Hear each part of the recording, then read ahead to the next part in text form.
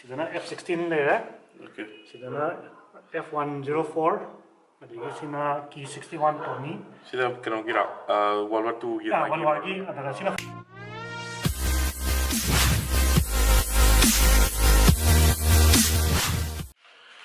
What's up people? Johnny here again. Yam interesting or vlog amaga namjara keng nasi se apoi Manipur da scale modeling to hai tare adi for example smaina koi gi sari se apache ne apoi actual model do adu gi picture hai tare yam samna ha apoi yam layman term da ko dan picture model si sana pot na te ko se ma ha ga si me am just ha ba going in Manipur, Hana Mase, Bombay da based on me, my team Sani Yaishkul Dini, the Manipur Tolaga, Massive Lay Benevo, the Manas how Morilla finish lay me up say the key we the interesting word about the thing colors. See me up say Manas how not the season, otherwise she come my coin side, the Gimagi Modella to Poke lay. Other CGC career prospect labor copra other me and I have discussion toga and model maps you jerk and like all my blocks low we view maybe Katana observation.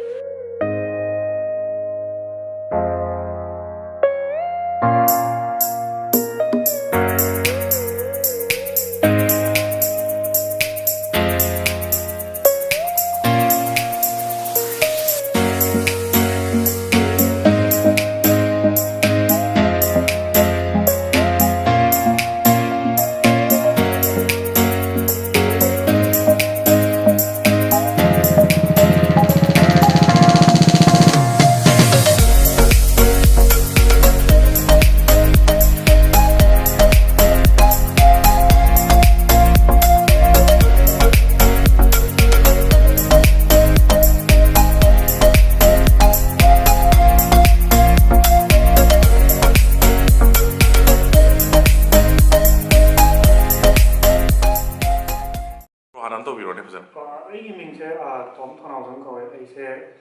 Mumbai the Labane, although Jose Yumda Togalate and the COVID Labanina,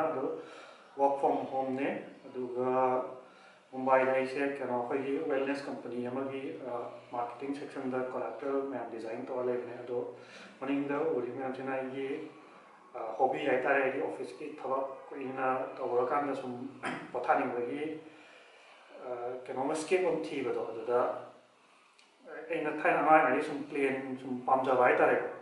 See, hobbies can scale model scale model go ahead the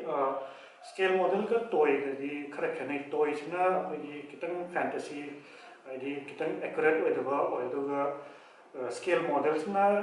real photo edition actual size actual size adugi ratio the like do sida hojik puri se anamana 1:72 scale ne the see is 72 times spectra like see ka chap mana na oiram to see tank kan chocolate na 1:35 scale ko scale model sa se han first kana to nang pam subject to hana study to or some example see Apache se high se Apache se kita paket pirong ne amta camera adam to pirong see under koi Indian Air Force the Republic there so yawa koi AH-64E Apache E high se kaina ga scale modeling already accurate was important na koi Indian le so E model ne do E model se in C se sa bane do C E model se hojik top there top terminal D model change to modify to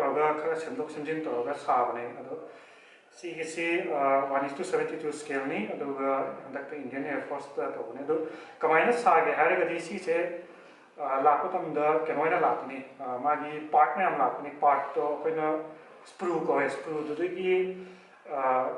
part part instruction sheet to the color code color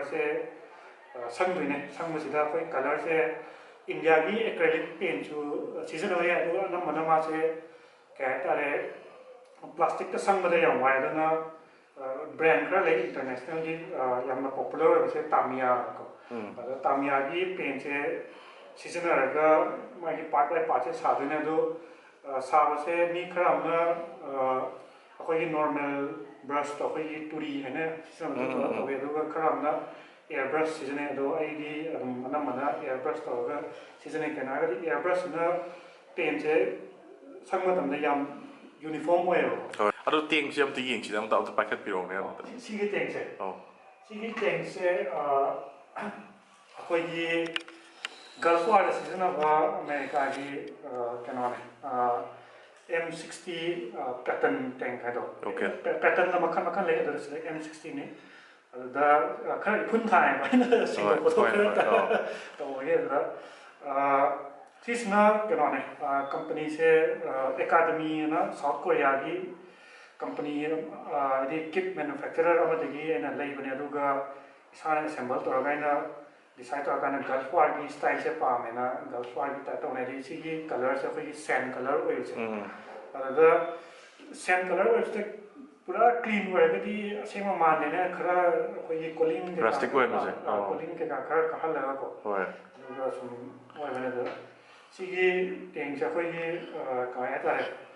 yam accurate way accurate is the side tap in the armor plate ke kana do actual tanki reference yang so dum sana dum laine okay yam kan top gun na pala ko da top gun che yana ma ma di F14 na pai bane do je sima lo di super hornet pai de do super hornet se na si se sai na do si sum reference when high ga di kanane 1:72 scale ni aduga simada popularly hoji ugera gadi Tom Cruise na kana payu kita drone niktan gengan biro okay adaki Tom Cruise ki ano budo no sima Maverick top kan no Maverick to missile sidewinder ani ha pe aduga si sinaina kano akoi gi laser guided bomb we series exact cover GBU 10 ha mala sarang mala ado si sen happen da ena ai plane ke ka sa se weapon ke hap te kana gadi my plane gi natural beauty ro ko gi missile ordnance na hapa gadi beauty ro kana kill to wena no ko T-43 Oscar Mark 1 ne Mark 1 ai di mai canopy da periscope ha pe se ado si plane ja ko gi Manipur da Second World War da ko gi raid to da yam season ar plane ne di British ki mi si je loina khange asu Japanese side ki su Manipur lom da ko gi plane yamna pairam ne di yamna major air battle to me ko it is means my air battle ha ga battle of Britain na dugum ban ta da so ko gi Imphal ma pu Second World War da yamna kano yam chaw battle to ge da si ki 43 se to ga na to ko Manipur su khara kai gi anu ji thikala di le na basu ye da yamna ko gi historical significant we bane do ga sigumba plane sa se yam haraw e kana ga di ye ko gi history da relate to what gi mayam so awareness ke ka le o sa na Manipur da plane nam pai ye explain to do le da so na ni model am ne da si sine ha ga di ko si ha mi ro relate to do lai da na adu ne da aina hangjane gi tom si tong gi hobby scale modeling to gi hobby je adi mi amana ekta pangdong to ya hobby na ti ai tare ko amna kitang precision ha ba chang kani amna detailing chang kani ko adi amna time consuming ba hobby ne ba sigi se aduna sigi hobby se ba ko gi career oina semba ya bra prospect labra adi kata sing business oina to was ya bra sigi kamai to si se any art che business wa gi ko so artist gi makha ko ma gi intention no kai wa gi na some na ga di akoi gi India da military veteran aduga military person na moi mayum da collection tong ning yo moi di service to le na market te yon ba project na san ko ne moi swa dai di ka ga di sum no ai ja do adara moi na scale modeler kum ba si thire aduga ai je thaina some na ga si MiG 21 je MiG 21 je ai pairam ne do MiG 21 to sabi gira ai thaina gi service record to da dai to ga da ko yi na ma ta sabi adada ꯍꯣꯏ ꯁꯥꯕꯗꯨꯗꯤ ꯀꯣꯁꯇꯣ ꯈꯤꯇꯪ ꯌꯥꯝꯃꯦꯗꯁꯨ ꯃꯣꯏꯒꯤ ꯁꯔꯚꯤꯁꯇꯣ ꯌꯦꯡꯉꯒ ꯑꯗꯨꯝ ꯃꯔꯛ ꯃꯔꯛꯇ donate ꯇꯧꯕꯁꯨ ꯌꯥꯎꯋꯦ ꯑꯗꯨꯒ ꯑꯩꯈꯣꯏꯒꯤ ꯀꯔꯤꯌꯔ ꯑꯣꯏꯅ ꯑꯣꯏꯒꯦ ꯍꯥꯏꯔꯒꯗꯤ तसेंना गदी सिगी हॉबी से मणिपुर की पोटेंशियल यम ले यदि अखोई की मणिपुर की मी सिंजे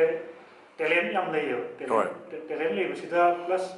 अखोई होजिक ट्रेडिशनल मार्केट ता फोकस तो यदि समना का आर्ट स्कूल थंबा छात्रा मना मा पेंटिंग ये कनी पेंटिंग अदुगा सेल तौनी अदु ट्रेडिशनल ओइरे अदुगा स्कल्पटर अमना स्कल्पटिंग सारा दम तोयदा सो बट आइना हाबदी स्कल्पटिंग साबदुदगी 3D तमगा सिगी प्लेन सिगी पार्ट पु खितंग अदि फुल सागम दसु मचा अमा सारगा 3D प्रिंट तोरगा योनबदा पोटेंशियल यम लेदि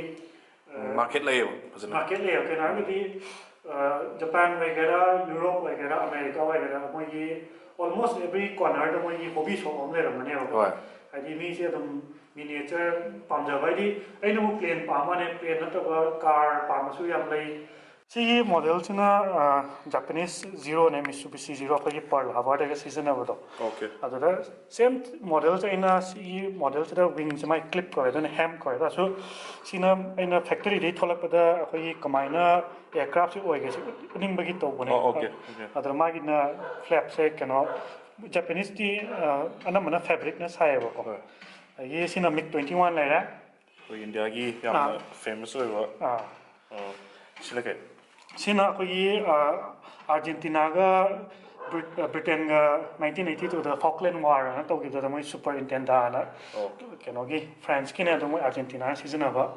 सिना मिराज F1 मिराज का सिना कफिर सिना कोई फैंटम F4 सिना जापान की तो सिना अमेरिका की सिना F8 क्रूसेडर सिना F16 ले रहा ओके सिना F104 अदिगे सिना की 61 टोनी सिना कनो गिरा वर्ल्ड वार 2 गी वर्ल्ड वार की अदर सिना 48 स्केल होय बको सिना अखोगी ऑस्कार ना अदिगे सिना टोनी सिना तोजो दा सिना 48 सिना 72 सिना जॉर्ज आइना हाय सिना एलआई की ममिंग निको जापानीज की सु ममिंग तो बोले सिना F14 जॉली रोजर याम फावा कनो ने मोगी यूएस नेवी की स्क्वाड्रन हाय तारे को सिना F18 लेरा सिना कइनो सिना कोई जापानीज ट्रेनर ने विलो ना सेकेंड वर्ल्ड वार की मूवीज का जब यो कोई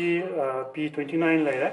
सेकेंड वर्ल्ड वार दा इंडिया दा बेस तोरमने अतोपम बेस तो P29 दी ऑलिव कलर ओइरो यगी सिना की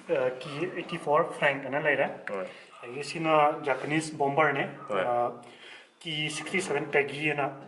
यगी सिना की 61 टोनी मचा सिना कोई सेकेंड वर्ल्ड वार दा प्लेन तो डाइ तो बतो युंकर GU87 ना ओके ये सिना कोई B17 मेम्फिस वैली काइना लई बने यामना खरा कोई फावा सिना स्पिटफायर लेरा ये सिना कोई ये पर्ल हार्बर दा डाइ बॉम्बर ओइबो मासे केट अने को जापानीज मार्किंग की ममिंग दai काव ये सिना P51 मस्टैंग कोई कैडिलैक ऑफ द स्काई है सिना कमांची ना कोई अमेरिका की मोई कॉन्सेप्ट हेलीकॉप्टर ने ये सिना विली जीप मचा में 72 स्केल दा ये सिना थाव हाना मोई बाउजर पेटफोर्ट की अमा लेरा ये सिना अपाची लेरा ये सिना हंडक दा इंडियन नेवी की हेलीकॉप्टर सिकोर्स्की रोमियो ना लई बने को अदु साबैना ये सिना कोई नांगा गा चिल टुक टुक टुक तो कोई MI17 ना को पाइबा ये सी हेलीकॉप्टर से हिस्ट्री कंट्रोवर्शियल हिस्ट्री याम ले आइदि इंडिया की VIP की ने लई बने ऑगस्टा वेस्टलैंड देगी तो बदबु केनो तो गिबो स्कैम थोकिब देगी कैंसिल तो करा ये सिना वैम्पायर कोई ट्रेनर ने सिली बलूगी ते दो वाले ये सिना कोई गल्फ वार दा सीजन अब मिग 25 यामना पावरफुल होइबा प्लेन है दी गल्फ वार दा कोई अमेरिका प्लेन कथा गिबा ngam प्लेन ने को सिना पुलिस की सुखोई Su-22 ना ये सिना कोई 5th जनरेशन रशिया की पाकफा जिना Su-57 ना को ये सिना मिग 21 चेक रिपब्लिक की सिना कोई सुखोई दा Su-34 फुल बैक ना को सिसे अजिक सीरिया दा कोई आइसिस के का दा बॉम्ब थादा के का ये मोई चटपदो अदो ही तो बने अदो सिना कोई Kawasaki trainer โอเค सीसना अखोई M60 tank लेरे सीसना M41 Walker Bulldog कना अगर सीसना M3 Lee अखोई मणिपुर सेकेंड वर्ल्ड वार दसु याम सीजन रंबने अदेगी सीगिसना अखोई जापानीज की मोई केनोने सेल्फ प्रोपेल हाउइजर ने को अदेगी सीसना टाइप 97 हागो है चिहा है कंफ्यूज तो करे को सी अनि से सीडी मणिपुर लेरमे अदि सेकेंड वर्ल्ड वार याम लामे कलर से संग तो लेखा वॉक ठोकर सी कलर से संग है some normal NC thinner nitrocellulose thinner कितन हापगा यानी अदुदा कोई सिदले एन हादो मसागी तामिया पेंट है तो अखोई इंडिया की सुई यार इंडिया की ना डाइल्यूट तो बसे खरा वाई सी कितन दो हापगा मतलब मा मतंदा डाइल्यूट तो करे हो अदुना सिगी ngसागी अखोई और पेंटिंग आपका चंग देखो तो दिया थिनर ना हेन तोरगा पेन जेना कितन तोरगा मिक्स तो ने तो अदुदा सिगी ngसागी कंप्रेसर सुम थाव तंदो तो सी ब्लैक से yang kan dum ya gre ko अदो सी इंडिया की ओरदी खरा कुइना चंगे ओके आई ngसागी डाइल्यूट तो बुदो ngamdamnina मादी याम याम थुनासु कनो कंगरनि से